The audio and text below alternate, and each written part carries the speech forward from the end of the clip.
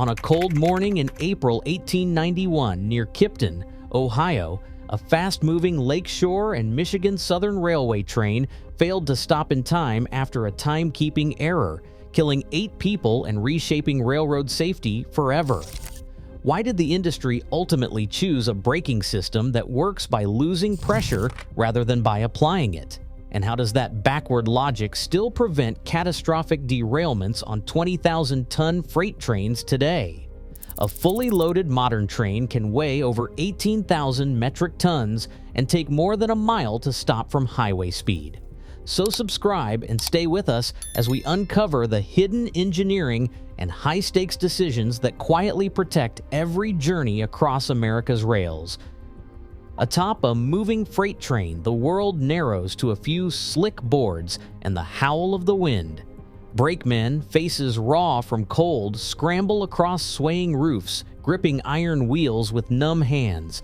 The only way to slow a train before 1869 was by muscle and nerve, one man at a time, one car at a time, each step a gamble. Diaries from the era tell of boots slipping on ice, of sudden gusts that tore men from their perches. Jacob Miller, a brakeman on the Allegheny Run, wrote of a near miss. He said he lost his footing and hung by one arm as the cars thundered below. Others were not so lucky. Railroad records from the 1850s and the 1860s count hundreds of falls each year, broken backs, crushed limbs, men vanishing into the night. On a 30-car descent in winter, it could take 10 minutes for a crew to set every brake, all while the train gathered speed. No 2 cars ever slowed the same way. A missed signal, a moment's hesitation, and the force of 30 tons could surge forward unchecked. The risk was not just to the men on the roof. Uneven braking sent shockwaves down the line, snapping couplers, buckling cars, and sometimes sending entire trains off the rails. Every mile, every storm, every midnight run, momentum always threatened to win. The cost of control was paid in blood and bone, long before air and steel changed the odds. How fast can disaster travel down a train? In the age of manual brakes, the answer was measured in seconds, a gap wide enough to decide the fate of everyone aboard. A freight train barreling along at 35 miles per hour covers over 50 feet every second. Brakemen, even at their quickest, needed 10 to 15 seconds just to set the brake on a single car. Multiply that by a line of 20, 30, or even 40 cars, and the numbers become unforgiving. A mile-long train, an ambition just beginning to take shape by the late 1860s, would stretch the limits of human coordination past the breaking point.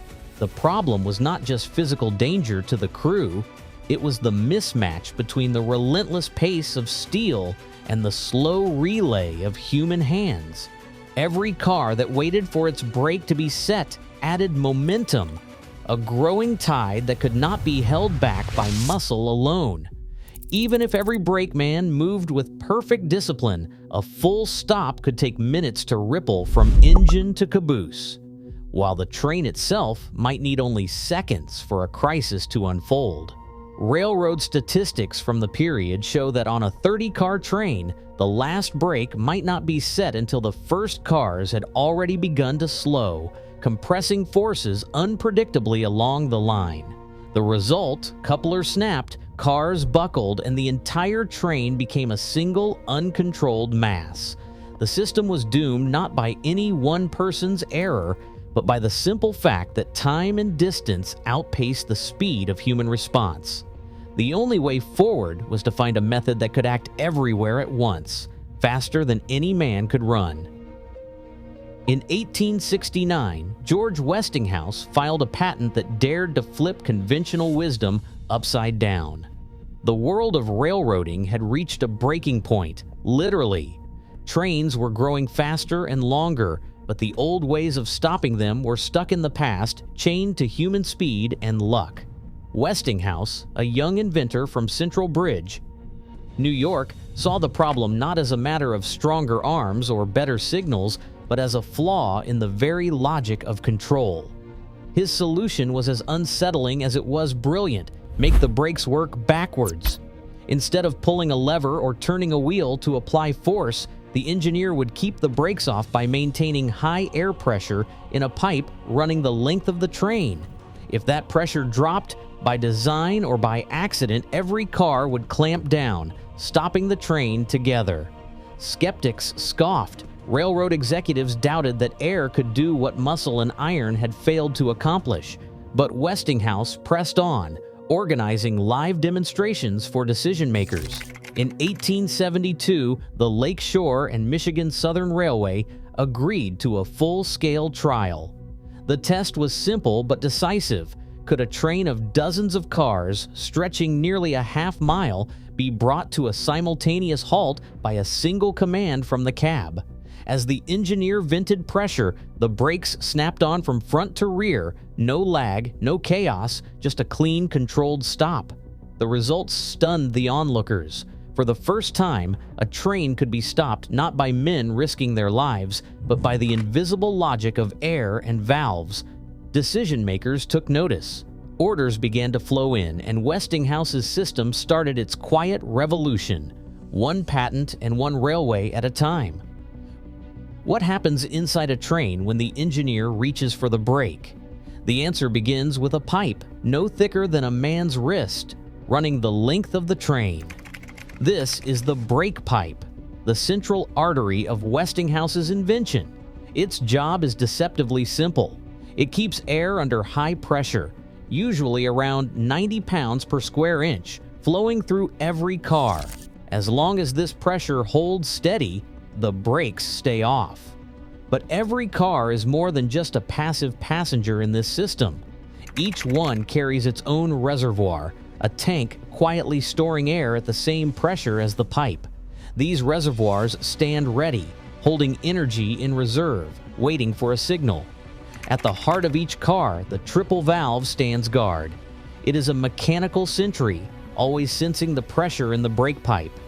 When the engineer wants to slow the train, the engineer opens a valve in the cab, letting some air escape from the pipe. This drop is the system's language, a message that travels at nearly 300 feet per second down the line. The triple valve detects this change instantly. Its response is automatic. It opens a path from the reservoir to the brake cylinder, channeling stored air to push a piston. That piston presses brake shoes against the steel wheels, converting momentum into friction and heat. The harder the engineer drops the pressure, the more forcefully the brakes clamp down. When it is time to release, the engineer recharges the pipe. Pressure rises, the triple valve closes the path, and air from the cylinder vents to the atmosphere. The brakes let go. Every part, pipe, reservoir, valve, cylinder, works in concert, each responding to the same invisible command. This choreography makes it possible to stop a mile-long train as a single controlled unit, turning the logic of pressure and air into the power to tame momentum.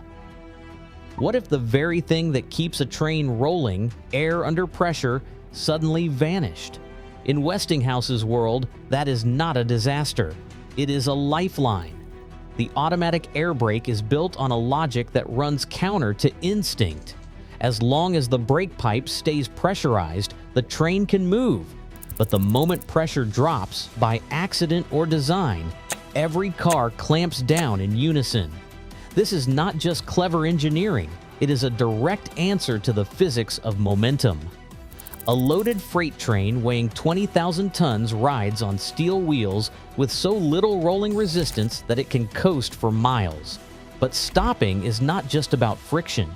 It is about controlling the invisible forces that surge through a mile-long chain of cars. If brakes failed the old way, by losing force when something went wrong, a ruptured pipe or a broken coupling could turn a train into a runaway. Instead, the system is rigged so that any failure triggers a stop.